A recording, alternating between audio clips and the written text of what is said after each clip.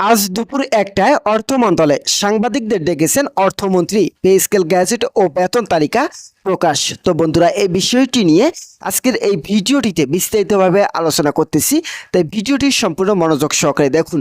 তো বন্ধুরা, দেশের লক্ষ লক্ষ সরকারি কর্মকর্তা কর্মচারী দীর্ঘদিনের প্রতীক্ষা, জল্পনা কল্পনা ও উৎকণ্ঠার অবসান ঘটিয়ে অবশেষে আজই আনুষ্ঠানিকভাবে প্রকাশিত হলো বহুল কাঙ্ক্ষিত নতুন পে স্কেল, পূর্ণাঙ্গ গ্যাজেট ও চূড়ান্ত বেতন তালিকা।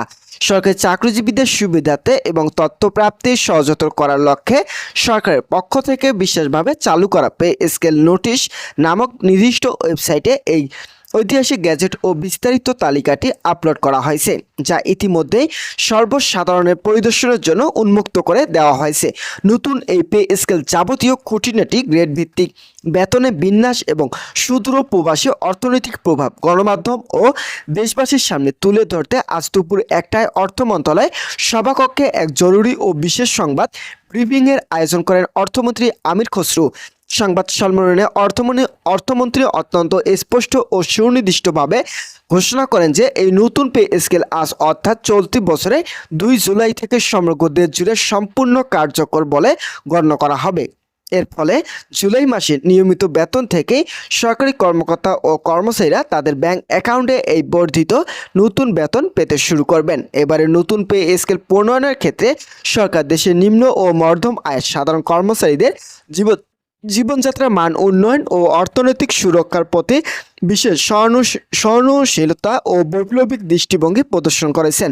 সংবাদ সম্মেলনে অর্থমন্ত্রী আমির খসরু অত্যন্ত গুরুত্বের সাথে উল্লেখ করেন যে এবারে বেতন কাঠামো পুনর্বিন্যাসের সময় ১১ থেকে ২০তম গ্রেডে কর্মচারীদের স্বার্থ রক্ষার্থে এবং তাদের দৈনন্দিন আর্থিক চাপ হ্রাস বিশেষভাবে নজর দেওয়া হয়েছে।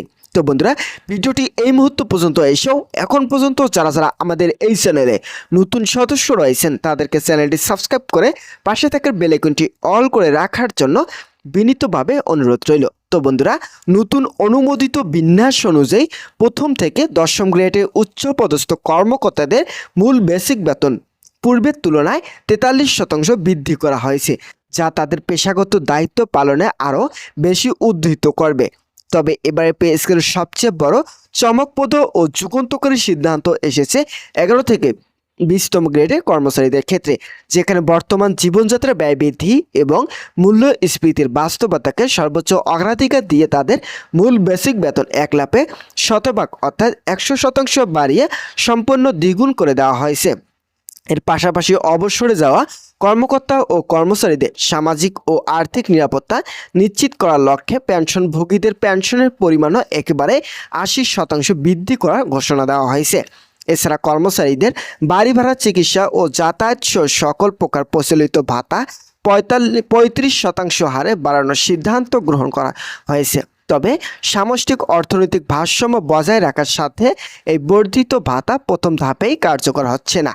অর্থমন্ত্রী স্পষ্ট করে জানিয়েছেন যে সরকারের আর্থিক ব্যবস্থাপনা সচল রাখতে এটি অত্যন্ত সুনিয়ন্ত্রিত ২টি ধাপ ভিন্ন ধাপে বাস্তবায়ন করা হবে, যা প্রথম ধাপে শুধুমাত্র বর্ধিত বেসিক বা মূল বেতন এবং বর্ধিত পেনশনের অংশটি আজ থেকেই কার্যকর করা হলো। পরবর্তীতে দ্বিতীয় ধাপ গিয়ে সকল প্রকার বর্ধিত ভাতা প্রদান করা হবে। তো বন্ধুরা, মূল বেসিক বেতন পরিশোধনের পেছনে এছাড়া বিভিন্ন প্রকার সুযোগ সুবিধা ও ভাতা বাবদ বরাদ্দ রাখা হয়েছে ২৫,০০০ কোটি টাকা এবং সম্মানিত প্রবীণ নাগরিকদের পেনশনের বর্ধিত অংশ সফলভাবে মেটাতে ১৩,০০০ কোটি টাকা ব্যয় করা হবে।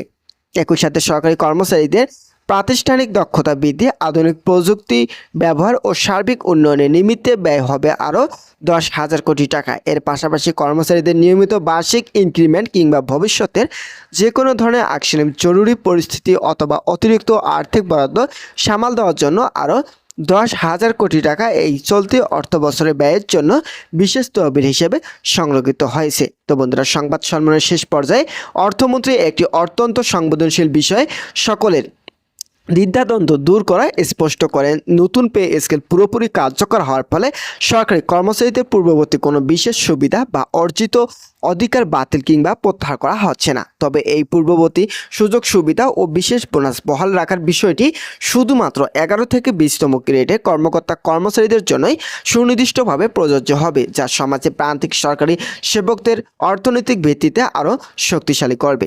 নতুন এই পে স্কেলের আওতায় 1 থেকে 20তম গ্রেডের কর্মকর্তা কর্মচারীদের জন্য অনুমোদিত চূড়ান্ত ও নতুন মূল বেতন নিখুঁত তালিকাটি এক নজরে দেখলে সরকার এই বিশাল পদক্ষেপের বাস্তব রূপটি পরিস্ফুট হবে।